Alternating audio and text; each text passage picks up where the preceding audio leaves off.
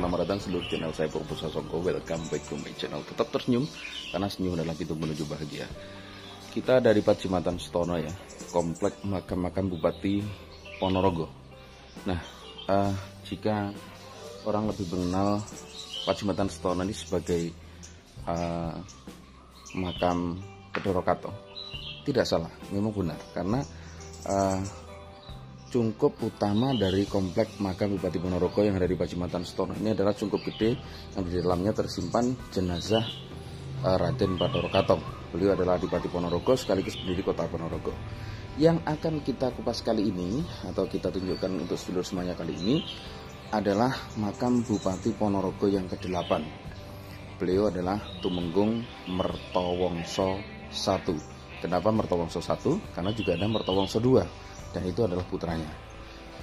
Satu persamaan di antara kedua sosok yang menggunakan nama Mertowongso ini adalah beliau terkenal sangat tampan.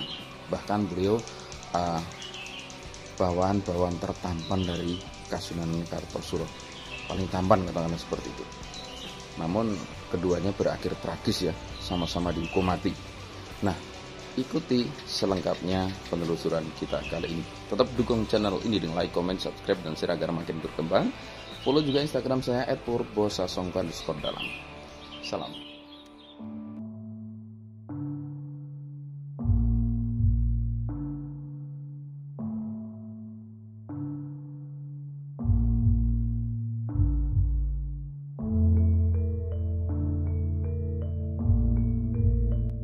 Sedulur, ini bulan Ruah. Minggu depan puasa Ramadan sudah datang. Makanya saya ajak sedulur semuanya untuk datang berkunjung berziarah ke makam Bupati Ponorogo. Ini ada di komplek Pacitan Setono. Di tempat ini banyak sekali Bupati Ponorogo dimakamkan. Mulai dari pendiri kota Ponorogo, yakni Kanjeng Panembahan Bathara Katong.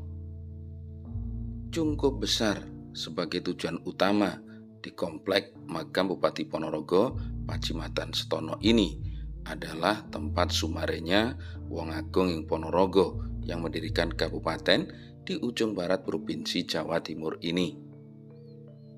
Di samping Panembahan Bathara Katong, di komplek Pacitan Setono ini juga dimakamkan Bupati Ponorogo berikutnya, tidak turun atau keturunan dari Kanjeng Panembahan Bathara Katong. Nah, yang menarik kali ini saya ingin ajak sedulur semuanya untuk melihat sekaligus berziarah ke makam Bupati ke-8 Ponorogo. Beliau adalah Raden Tumenggung Mertowongso ke-1.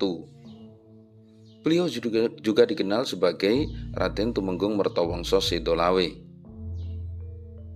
Kenapa disebut dengan angka 1?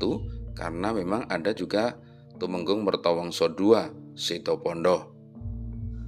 Tumenggung Mertowongso II ini adalah putra dari Tumenggung Mertowongso I. Ini adalah makamnya. 2 kali sudah kita bahas dalam video yang juga tayang di channel ini. Makam Tumenggung Mertowongso II ada di sisi barat bagian tembok luar. Nah, itu penampakannya jika kita lihat dari jalan masuk. Sementara makam Tumenggung Mertowongso I atau ayah dari Tumenggung Mertowongso II ada persis di samping kanan jalan masuk menuju ke cungkup dalam komplek Pacitan Setono ini. Di awal sudah kita sebutkan bahwa Tumenggung Mertowongso I adalah Bupati ke-8. Beliau putra dari Pangeran Ronggo Wicitro II, Bupati Ponorogo yang ke-7. Ada kesamaan antara 2 orang Mertowongso ini. Mertowongso II gugur dalam sebuah peristiwa tragis, yakni ketika alat kelaminnya dipotong oleh Sunan Amangkurat III. Sementara ayahnya Tumenggung Mertowongso I atau yang juga dikenal dengan sebutan Pangeran Kuning gugur dalam sebuah peristiwa tragis di Keraton Kasunanan Kartosuro. Ini terjadi saat Amangkurat II selesai membangun istana di Kartosuro sebagai pusat pemerintahan baru pelanjut dinasti Mataram Islam. Sebagai raja baru sekaligus juga untuk sebagai sebuah ungkapan syukur atas selesainya dibangun istana baru di Kartosuro, maka pada masa itu Sunan Amangkurat II kemudian mengundang para bupati-bupati bawahan untuk melakukan pesta-pesta sekaligus kesenangan di kawasan Keraton Kasunanan Kartosuro. Salah satunya adalah berbagai macam lomba atau semacam adu-aduan. Ada adu binatang, kemudian adu keterampilan, dan lain sebagainya. Tumenggung Mertowongso sebagai salah satu bawahan yang taat dari Kasunanan Kartosuro juga ikut memeriahkan acara tersebut.